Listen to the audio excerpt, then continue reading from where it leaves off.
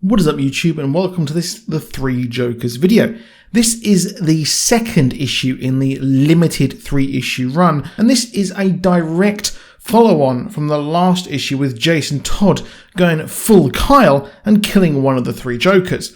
In this issue we learnt about just what the 3 Jokers are and how they are created, but I will discuss that at the end of the video. Of course, we know there are now 3 Jokers, each with a distinct codename, but to be honest, they all seem to be the same, and I was hoping for some kind of spread of Jokers across the 80 years of Batman like we had in the Rebirth one-shot, but well, here we are. There would be spoilers in this video, so please be warned.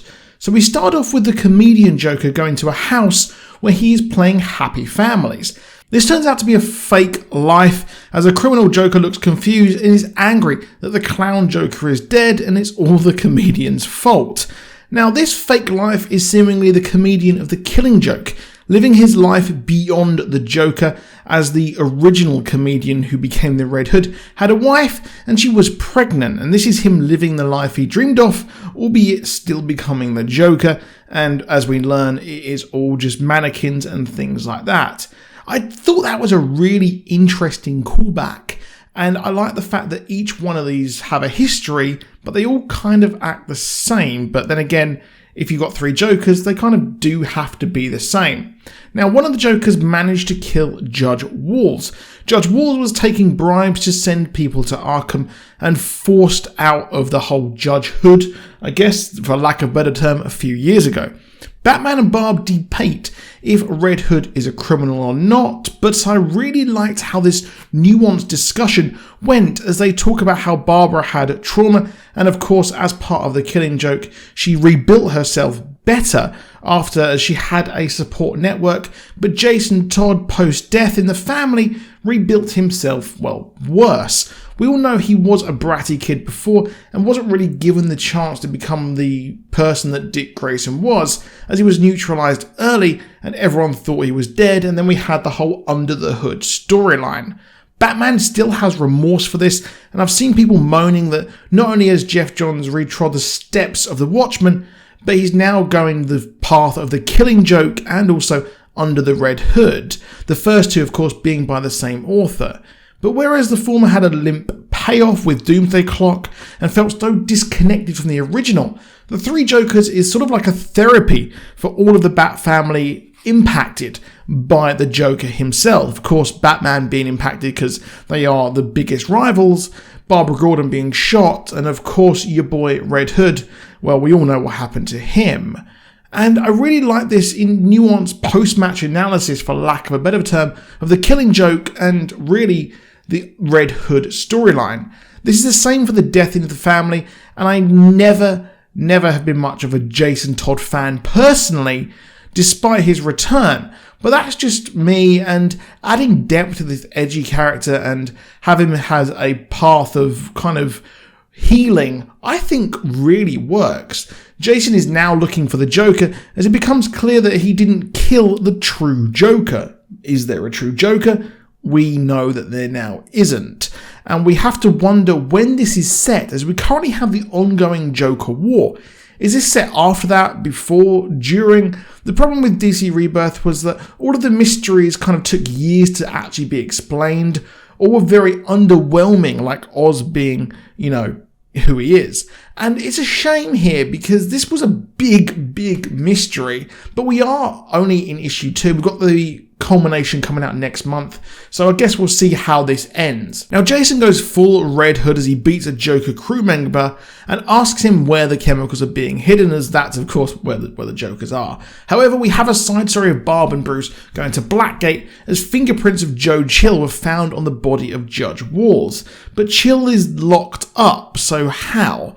While walking the halls of Blackgate, there are some neat Easter eggs with the names of Alexander Sartorius, aka Dr. Phosphorus, and Rupert Thorne, the latter, who investigated Batman as a city councilman after Batman tangled with Phosphorus himself. Batman is clearly still not over Joe Chill killing his parents, as he starts to try, at least, and interrogate him and gets choked up, remembering that really kind of traumatic moment, only to realise that he's not actually there, and he's been moved as he's dying of stage 4 cancer. We cut to Red Hood as he tracks down the Jokers and cuts the chains, making a smiley face. Possible return of the Watchmen universe? Probably not. Now Jason finds a pool full of people turned into Jokers, and it seems clear that each Joker iteration throughout history seems to be clones using the Joker toxin, which is scary as it seems the Joker isn't just one guy, but, well, an idea. This becomes clear as Jason is interrogated as the Joker explains that he was supposed to become the next Joker after death and, well, being reborn. They're reborn, of course, becoming the Joker. Barbara was supposedly reborn after being shot, and maybe she was supposed to be a Joker, but probably not there. However, we also have the comedian, of course, being reborn after falling into the chemicals, as we know. He's asked why he put on the red hoods, as it's a symbol of the man who almost killed him, but it looks like he chose the wrong persona, as the Joker wanted him to become the Joker, not the first identity. However, what I took from this is that they're trying again to turn him into the Joker after the Red Hood. How very poetic there. He's saved as Barb and Bruce turn up, only for them to be attacked by the Joker zombies, and Batman seems to not care about killing them at all, as they're just too far gone. That opens up the whole Batman kills debate wide open. Jason blames Bruce for all of this after he's been stripped naked and is very, very vulnerable. He's left in Barbara's apartment as Bruce goes off to do his own thing, and Jason finally decides it's time to heal, looking at how Barbara did this, and he sees her books, and he now has a network to support him, or at least a network that he wants to help him. I'm not sure how I feel about the kiss either, as it's a tender moment, but I'm glad she kind of backed away after, because I don't really like the idea of reducing Barbara Gordon, of going through and trying to get with all of the different Bat family men. I'm not a fan of that, and I didn't like it in the animated movie where she got with Batman as well. I hated that. But Bruce seems to have worked out that it is missing comedians and clowns that are seemingly turned into Jokers, and that could be a lead as he looks at Alaska, where else would Joker take Joe Chill, as it's cold, and we seemingly get that as he says it. Get it? Put your hat on, it's cold, chill. Yeah, you get what I mean.